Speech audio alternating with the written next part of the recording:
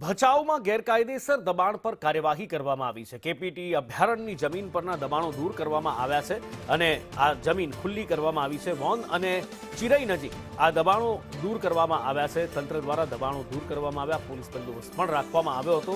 મીઠાના પાળા અને પ્લોટ સહિતના દબાણો દૂર કરવામાં આવ્યા છે। પૂર્વ કચ્છમાં અભયારણ્ય ઉપર પણ દબાણ થયા હતા, જેને પણ દૂર કરવામાં આવ્યા છે।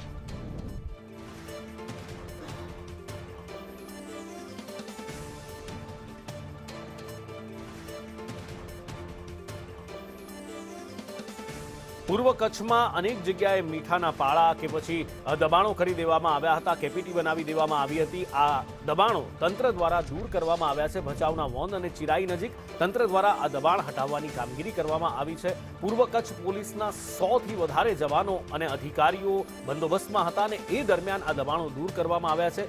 મીઠાના માફિયાઓ દ્વારા આ દબાણ કરી દેવામાં આવ્યા હતા। મીઠા માફિયાઓએ કરેલા મીઠાના પાળા અને પ્લોટ સહિતના દબાણો દૂર કરવામાં આવ્યા છે। સ્થાનિક તંત્ર, પોલીસ અને પોર્ટ દ્વારા જેસીબી, હિટાચી મશીન વગેરે વગેરે મશીનોથી આ દબાણ દૂર કરવામાં આવ્યા છે। પૂર્વ કચ્છમાં અભયારણ્ય ઉપર પણ આ મીઠા માફિયાઓએ કબજો કરી લીધો હતો, ગેરકાયદેસર કબજો કર્યો હતો, પણ તંત્ર દ્વારા આજે એ બધું જ ખતમ કરી દેવામાં આવ્યું છે। વધુ માહિતી સાથે કિશન ફોનલાઈન પર જોડાયા છે। જી કિશન।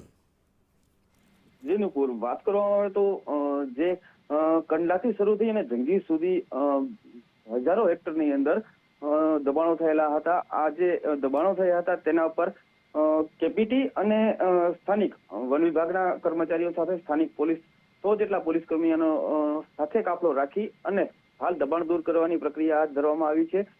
જે દબાણ શરૂ થયેલું કંડલાથી જંગી સુધી છે, આ પ્રક્રિયા થોડી લાંબી ચાલશે, પણ સંપૂર્ણ દબાણ દૂર થાય તેવી હાલ કાર્યવાહી શરૂ કરવામાં આવી છે।